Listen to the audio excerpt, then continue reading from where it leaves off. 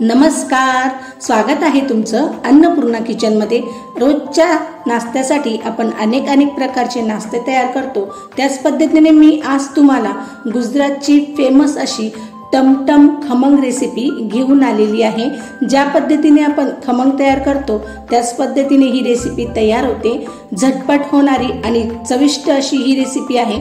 चला तर मग वेळ न घालवता रेसिपीला सुरुवात करूया। सर्वात अगोदर मी इथे 2 वाटी चण्याची डाळ घेतलेली आहे आणि ही वजनाने पाहायला गेली तर 200 ग्राम सारखी आहे। आणि जर तुम्हाला ही डाळ कमी किंवा जास्त प्रमाणात तुम्हाला नाश्ता तयार करायचा असेल तर तुम्ही ही डाळीचे प्रमाण कमी किंवा जास्तही करू शकता।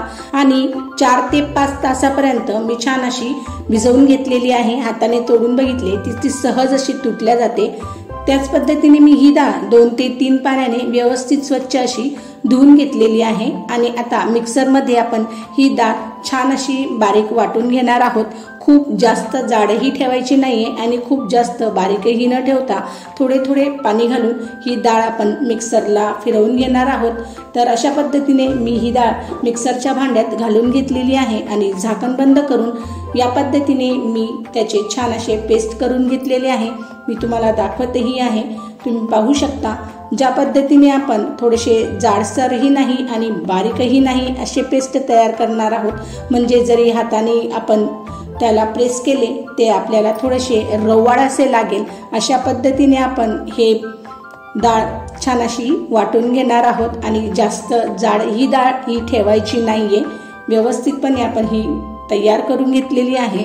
आता त्याच पद्धतीने मी आता ही वाटून घेतलेली डाळ एका भांड्यामध्ये काढून घेत आहे अशा पद्धतीने। आणि आता उरलेली दुसरी ही डाळ आपण या भांड्यामध्ये घालून व्यवस्थित अशी वाटून घेणार आहोत। तुम्ही पाहू शकता मी दुसरी ही डाळ या भांड्यात घालून घेतलेली आहे आणि 2 ते 3 चमचे पाणी यात घालायचे आहे। जास्त पाण्याचा वापर करायचा नाहीये।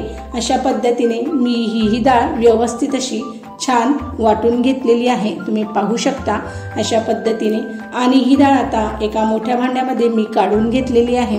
मोठ्या भांड्यामध्ये काढल्यावरती आपल्याला डाळ फेटताना प्रॉब्लेम होत नाही, म्हणून अशा मोठ्या भांड्याचा आपण वापर करणार आहोत। त्याचबरोबर मी इथे 1 इंच अद्रक आणि 4 ते 5 तिखट हिरव्या मिरच्या घालून घेतलेल्या आहेत आणि मिक्सरच्या भांड्यामध्ये जाडसर अशी आपण हे वाटणही करून घेणार आहोत। आता हे वाटण मी करून एका वाटीतही काढून घेतलेले आहे, तुम्ही पाहू शकता अशा पद्धतीने।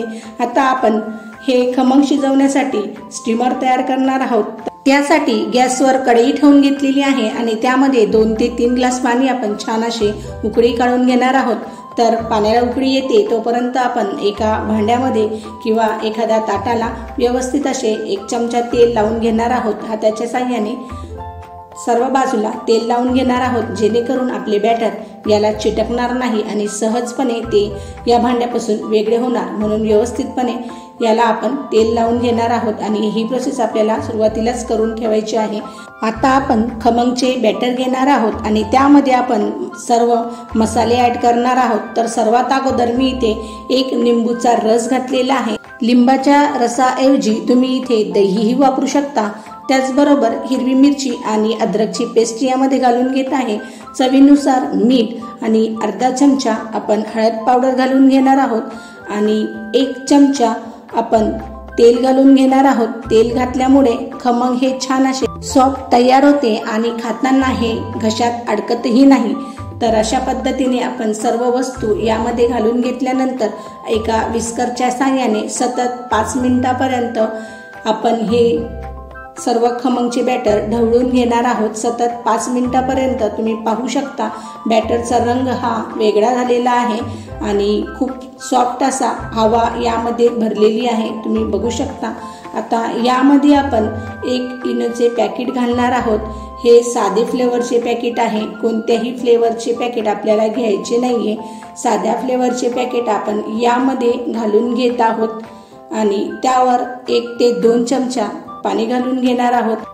असं केल्यामुळे इनो हा पटकन ऍक्टिव्ह होतो आणि तुम्ही पाहू शकता लगेचच त्यामध्ये बुडबुडे तयार होतात। आता आपण विस्करच्या साहाय्याने व्यवस्थित असे फेटून घेणार आहोत। सर्व बॅटर छान असे 2 मिनिटापर्यंत फेटून घेऊयात आणि तुम्ही पाहू शकता आता हे बॅटर फुलून डबल झालेले आहे आता या प्रोसेसमध्ये आपण हे बॅटर जास्त वेळ ठेवायचे नाहीये. जर तुम्ही हे बॅटर जास्त वेळपर्यंत ठेवले तर खमंग फुगणार नाही. तर जास्त वेळ न ठेवता लगेचच आपण आता तेल लावून घेतलेल्या केकच्या टीनमध्ये सर्व बॅटर व्यवस्थित असे ओतून घेणार आहोत आणि छान असे व्यवस्थित ओतून झाले की एक दोन वेळा टॅप करून घेणार आहोत, म्हणजे सहज सर्व बॅटर हे लेवलला होईल. आता आपले स्टीमरही तयार झालेले आहे. छान अशी पाण्याला उकळीही फुटलेली आहे. आता त्यामध्ये अशा पद्धतीची रिंग आपण ठेवून घेणार आहोत आणि त्यामध्ये लगेचच आपण तयार करून घेतलेले खमंगचे बॅटर ठेवून घेऊयात आणि त्यावर पूर्णतः बंद होईल असे झाकण ठेवून घेणार आहोत, म्हणजे हवा कुठेही न निघता असे फिट्ट झाकण आपण यावर ठेवून घेणार आहोत आणि 15 ते 20 मिनिटापर्यंत फास्ट गॅस ठेवून आपण हे सर्व खमंग शिजवून घेणार आहोत. तर 15 ते 20 मिनिटं झालेली आहेत. आता मी तुम्हाला हे दाखवतही आहे, तुम्ही पाहू शकता. अशा पद्धतीने मी हे बॅटर शिजवून घेतलेले आहे.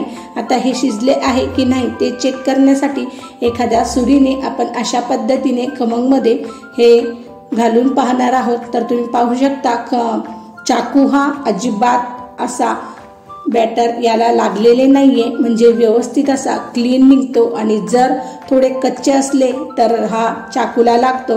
तर परत 5 मिनिटापर्यंत तुम्ही हे बॅटर परत शिजवू शकता. तर अशा पद्धतीने मी हे सर्व खमंग शिजवून घेतलेले आहे आणि पूर्णतः थंड झाला की आपण हे भांड्यातून काढून घेणार आहोत. तुम्ही पाहू शकता पूर्णतः हे बॅटर थंड झालेले आहे आणि खमंगने सर्व साईडही सोडून घेतलेली आहे. आता आपण एका डिशी खमंगच्या डब्यावर ठेवून अशा पद्धतीने उलटी करून घेणार आहोत आणि थोडेसे डब्याला टॅप करून आपण हे खमंग यातून काढून घेणार आहोत. डब्याला तेल लावल्यामुळे हे खमंग सहज डब्यापासून वेगळे होते. तुम्ही पाहू शकता खूप छान आणि मस्त असे आपले खमंग तयार झालेले आहे. आता आपण हे खमंग व्यवस्थित असे सरळ करून घेणार आहोत आणि मी हे खमंग सरळही करून घेतलेले आहे आणि खूपच छान आणि जबरदस्त अतिशय सॉफ्ट असे आपले खमंग तयार झालेले आहे. आता सुरीच्या साहाय्याने अशा पद्धतीने आपण खमंग कापून घेणार आहोत. तर मी याचे मोठे थोडे तुकडे केलेले आहे. जर तुम्हाला पाहिजे असेल तर तुम्ही लहान तुकडेही करू शकता, पण खमंग हे पूर्ण थंड झाल्यावरच कापायचे आहे. जर खमंग थंड झाले नसेल तर तुम्ही हे कापणार तर सर्व याचे तुकडे पडतील. तर सर्व थंड करूनच खमंग हे कापायचे आहे. तर अशा पद्धतीने मी त्याचे सर्व व्यवस्थित असे काप करून घेतलेले आहे आणि तुम्ही पाहू शकता मी सर्व खमंग हे वेगळे वेगळे असे काप करून एकाच डिशमध्ये ठेवून घेतलेले आहेत. मी तुम्हाला एक खमंगचा तुकडा दाखवतही आहे. खूप छान आणि जाळीदार असा आपला खमंग तयार झालेला आहे. आता हा खमंग आपण वगार करून घेणार आहोत. तर त्यासाठी सर्वात अगोदर आपण गॅसवर कढई ठेवून घेणार आहोत आणि कढई व्यवस्थित तापली की लगेचच यामध्ये 1 ते 2 चमचे तेल घालून घेणार आहोत आणि तेलही व्यवस्थित कडकडीत तापले की लगेचच यामध्ये आपण 1 चमचा मोहरी घालून घेणार आहोत. मोहरी ही छान अशी व्यवस्थित अशी तडतडली की लगेचच त्यामध्ये आपण कढीपत्त्याचे पानं घालून घेणार आहोत आणि कढीपत्ता ही छान असा तडतडला की आपण गॅस बंद करून घेणार आहोत आणि थोडेसे कोमट तेल असताना आपण यामध्ये लाल मिरची पावडर घालून घेणार आहोत. जर हे तेल जास्त गरम असले तर मिरची पावडर ही जळू शकते आणि त्याची टेस्ट ही खूप खराब अशी लागते. तर मी गॅसची फ्लेम बंद करून ही लाल मिरची यामध्ये घालून घेत आहे आणि चमच्याच्या साहाय्याने 2 ते 3 मिनिटापर्यंत सतत ढवळून घेणार आहोत आणि लगेचच त्यामध्ये आपण तयार करून घेतलेले खमंग घालून घेणार आहोत आणि चमच्याच्या साहाय्याने हळूवार पद्धतीने आपण हे सर्व मसाला यामध्ये ढवळून घेणार आहोत. ही प्रोसेस आपल्याला हळूवार पद्धतीने करायची आहे कारण की खमंग ही तुटण्याची शक्यता असते. आता तुम्ही पाहू शकता मी सर्व खमंग हे व्यवस्थित असे मसाल्यामध्ये ढवळून घेतलेले आहे आणि आता आपण त्यामध्ये बारीक चिरून घेतलेली कोथिंबीर घालून घेणार आहोत आणि व्यवस्थित सर्व एकजीव करून घेणार आहोत. खमंगचे बॅटर तयार करताना आपण यामध्ये हिरवी मिरचीचाही वापर केलेला होता. तर तडक्यामध्ये लाल मिरचीचा उपयोग हा तुम्ही तुमच्या आवडीनुसार कमी किंवा जास्तही करू शकता। तयार आहे आपले गुजरातचे फेमस टमटम खमंग रेसिपी।